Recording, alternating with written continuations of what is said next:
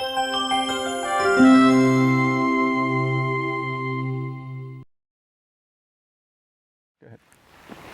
hello everybody. Welcome to Red Tool House. In this video, we want to start a series, 11 things you should consider before homesteading. And we want to enumerate each one of those in upcoming videos. So we'll do a list, kind of like what we did, the top 10 things to hoard. So let's jump right in. Okay, so the first one, obviously, Kelly, that we've talked about is we need to define homesteading. And as you and I've talked about, there's all kinds of different ways that people define homesteading. When we first talked about getting into this, what was your definition of homesteading? What did you think it was? Well, I think it was living off the land, preparing a lot of our foods ourselves to eat healthier and just to live off of what we can grow, what we can make here on the farm. Yeah, I think we sit around and have these discussions all the time, and we see with feedback through our channel that some people see homesteading as completely off-grid, unplugged, no electricity or solar, not tied to anything, and totally self-sufficient. Feeding yourself, clothing yourself, all that type of stuff, which kind of goes back to frontier days, which I think is very admirable. I wouldn't discourage anybody from trying that, but that's really, really hard, of course. And with property taxes and all the other taxes we have to pay, then that really makes it difficult, at least in our country, because of the expenses. You still got to have some income there. Right. So it's interesting. So the definition of homesteading. So what you just talked about there of just living off the land, producing your own food, maybe is in a spectrum way over here. And then, of course, what I suggested is hardcore off-grid is way, way over here. And we like to try to pick the theme of modern homesteading, which is that combination of, we're living off the land, we're trying to do as much as we can ourselves, but we still obviously have to have an income, we have to pay our property taxes. And of course, the interesting thing is internet.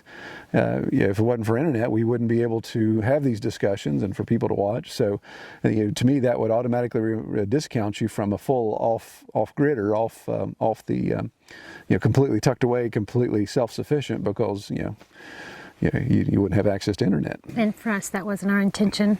It was just to, like I said, live healthier and just take steps towards that, but maybe not necessarily with the goal of completely being off-grid. We just wanted to learn how to provide healthier food for us and for our kids. Yeah, I think that's where it started, and that would be my advice to people talking about this, that if you're thinking, hey, I want a homestead, what does that mean? And if that just simply means you want to live rural, you want to have a piece of land, and you want to start growing your own food or raising your own food, if you're raising your protein, that type of thing, then clearly define that and set those goals, because it is kind of unfortunate. You hear people that, especially people that are working a full-time job and they want to get to the point of retiring, say, okay, when I retire, I want to do X, Y, Z, I want to do all of this. And as you and I have discovered, that you can't just unplug and then start homesteading from scratch without huge investment, without a huge knowledge bank. I mean, you have to know how to do a lot of things that people in our generation just don't know how to do, and it's not going to happen overnight. So it's one of those things. If you set those goals so high, you're gonna run into some disappointment, I think. Definitely, yeah. And we need the internet to learn from others as well. Yeah, exactly. I mean, that's the thing. Our biggest learning tool by far has been access to the internet and other resources. We watch tons of other YouTube channels and read blogs and see things on Facebook, and it's great. I love it. I love the idea of the modern homesteader, where we still have electricity, we still have the amenities. I mean, we have a dishwasher, we have a clothes washer and a dryer, but as we look at some of these things, we can say, hey, let's reduce our inputs here, let's reduce our cost here, and maybe start phasing those things out. I know we've talked about even, at the summertime, do we start air drying our clothes? And there's pros and cons of both of that, but those little things where you can say, oh, let's reduce our cost of our electricity because we're not having to run this big device. Right. So from a lady's perspective, when it comes to homesteading, as a wife, how do you look at it, and as far as goals going forward? Well, I would like to learn, we've just touched the basics on canning. I'd like to learn more canning to preserve our food, fermenting foods. I like the fermentation idea. Other things that we've talked about are looking into solar, and we've started small with that. So we're looking at maybe saving that way. But we've also talked about how our home was not built with the future plans of being able to live off grid. We didn't have that in our sights when we planned our house. So, but that's something that we've talked about and thought about, and little by little, maybe be able to move a few things that way. Being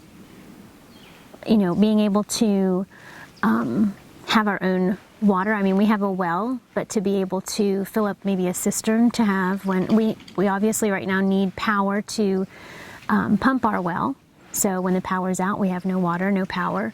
Unless we fire up the generator, yeah, exactly, which is another input. Exactly. Mm-hmm. So it'd be nice to be able to, at some point, we're doing water catchment for animals, and but it'd be nice to eventually move to that, to be able to know that we can have water anytime. Mm-hmm. And not have to fire up a generator. Or another thing, we've talked about for our heat is maybe having an outdoor wood burning stove. We do have wood burning fireplace, but again, it's not efficient to heat the entire home. So those are some things we've talked about. Yeah, so I think be interested in. Yeah, and I think coming back to this whole point is defining homesteading is.